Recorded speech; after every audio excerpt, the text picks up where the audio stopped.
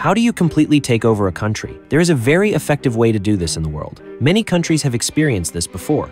The tactics used were the same, step by step, in all countries. Now, I will teach you this tactic point by point. Don't forget what I'm about to say until the end of the video. It will be very useful to us.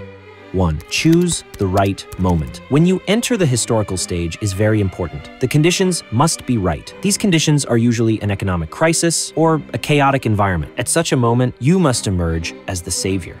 2. Dependency. From the moment you seize power, you must have complete control. You and the country you want to take over must become one. The people must believe that if anything happens to you, for example, if your power ends, the whole country will be plunged into a great catastrophe. In this way, you must create dependency. 3. Control the people. In every interview you give, everywhere you go, you have to say that you are the people's darling. You are there for the people. Everything you do is actually for their benefit. You have to say things like that. But it's actually a big lie. The thing you fear most is the people. If they start to understand things, the game is over. That's why you always have to keep the people under control. And the final point, eliminate all other options. You cannot share your power with anyone. No one can be your alternative or your rival. Therefore, if anyone else comes close to you, you must eliminate them immediately. If you complete these 4 points without fail, congratulations, you have completely taken over a country. We have seen this story play out countless times throughout history. From Asia to Europe, from America to Africa, this has been the fate of many countries. We usually call the people who achieve this dictators. But this video is not about a dictator or a person. It's about a company. You all know that company. This story is about money, power, and geography. The main characters in this story are Nigeria and Shell.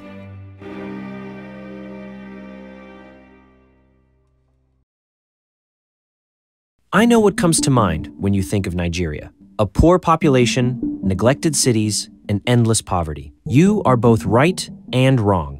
Actually, Nigeria is a rich country, a very rich country indeed. There is a reason why Nigeria is called the largest in Africa. Nigeria is the most populous country in Africa. They are among the top 10 inches cocoa and palm oil production. Have you heard of Nollywood before? It's Africa's Hollywood. It's a word used for high-budget films shot in Africa. Nigeria is the country that produces the most films.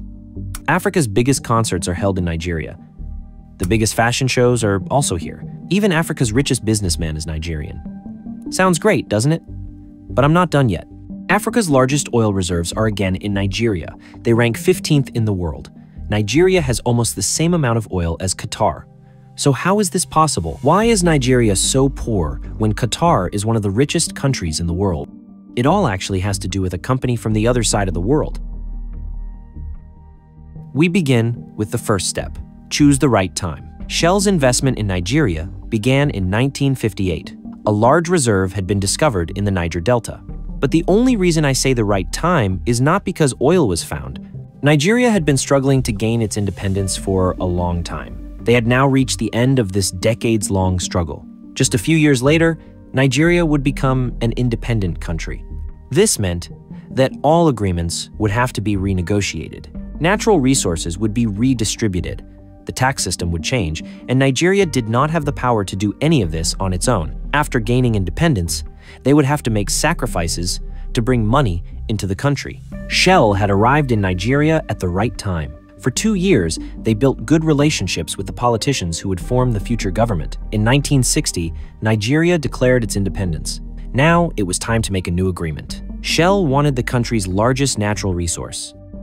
This brings us to the second step, dependency. Shell and Nigeria had to make an agreement whereby Shell would be the actual owner of the oil, even though it was extracted from Nigeria. First, a petroleum law was enacted in Nigeria. According to this law, all oil in Nigeria belonged solely to the state. The state had the authority to grant licensing rights to any company it chose. Thus, the state would not be involved in oil extraction. Everything would be handled by the licensed company. Naturally, Shell obtained the oil extraction license in Nigeria. According to the agreement, 55% of the revenue would go to Nigeria and 45% to Shell. But there is an interesting clause in the agreement. Investments in the country would also be paid at the same rate. For example, infrastructure or pipeline construction. Nigeria was supposed to cover 55% of these investments, but Nigeria had not even been established for a year and had no revenue. revenue. So Shell made all the investments. Nigeria had given away its own oil and was now in debt. There is one more small clause in the agreement that we need to discuss. Shell was only responsible for operations. That is, it would extract, transport, and process the oil. Everything else was Nigeria's responsibility, protecting oil facilities or pipelines, ensuring no environmental damage during oil extraction, and of course, preventing protests. Everything else was the responsibility of the Nigerian government. After the agreement was signed, business grew rapidly. Shell now managed over 1,000 oil wells in Nigeria. Oil is Nigeria's largest source of income. With the agreement they made, Shell now had a say in half of Nigeria's economy. Shell grew in Nigeria day by day. It was impossible to imagine a country without Shell because 65% of the state's revenue came from Shell. If Shell got angry about any development in the country and stopped extracting oil, Nigeria would face an economic crisis it could not overcome that day. In other words, there was a government in the country, but Shell was the real boss. This brings us to the third point: control the people. After Shell extracted oil, not much changed in Nigeria. The people were still poor. Millions of barrels of oil had been extracted over the years, but no one except a few politicians had become rich. The first protests against Shell began in the 1990 seconds. The people wanted Shell to leave the country and Nigeria to extract the oil itself. This was too big a dream to come true, because Nigeria didn't have the power to do so, and Shell's rights were protected by the license agreement. Even though Nigeria sold millions of barrels of oil every year, fishing was the people's main source of livelihood. Then one day, that too was taken away from them, because the oil facilities had destroyed nature. There was a major problem in Nigeria that no one talked about: oil spills. The pipelines laid by Shell in 1960 were now outdated. Due to metal fatigue and corrosion, the pipelines were cracking and causing major oil spills. The second reason was theft. Local people in Nigeria were deliberately damaging the pipelines and storing the leaked oil to sell it at a lower price. Because of these two reasons, Nigeria's natural environment was being destroyed. Today, soil contamination in Nigeria extends up to 5 meters below ground level. There is no drinking water because oil has contaminated the water sources. The water in Nigeria is 900 times worse than the standard value. I mentioned that fishing was the main source of livelihood, but the oil spill destroyed that too. Forget about fish surviving, you can't even see water in Nigeria's rivers and lakes. Many water sources are covered in oil waste. The protests initially began with just a few fishermen. Over the years, they grew into a large popular movement. Nigeria is a country made up of tribes. The tribe that organized the largest protests was the Ogoni. The vast lands in the Niger Delta where oil was extracted belonged to this tribe, but as you might have guessed, despite being the actual owners of the land, they never profited from the oil business. As the protests grew, the Ogoni tribe also found itself a leader. The leader's name was Ken Saro-Wiwa. Wiwa was a Nigerian writer. The people already knew him before the protests. Wiwa had two demands. The first was the remediation of environmental damage. The second was that the people receive a fair share of the oil revenues. Wiwa's supporters grew in number every day. By 1993, 300,000 people took to the streets to protest. It was such a large demonstration that Shell even stopped extracting oil for several months. But of course, they didn't just stand by. They pressured the government to send soldiers into the streets. Documents reveal that Shell even paid the army to end the protests.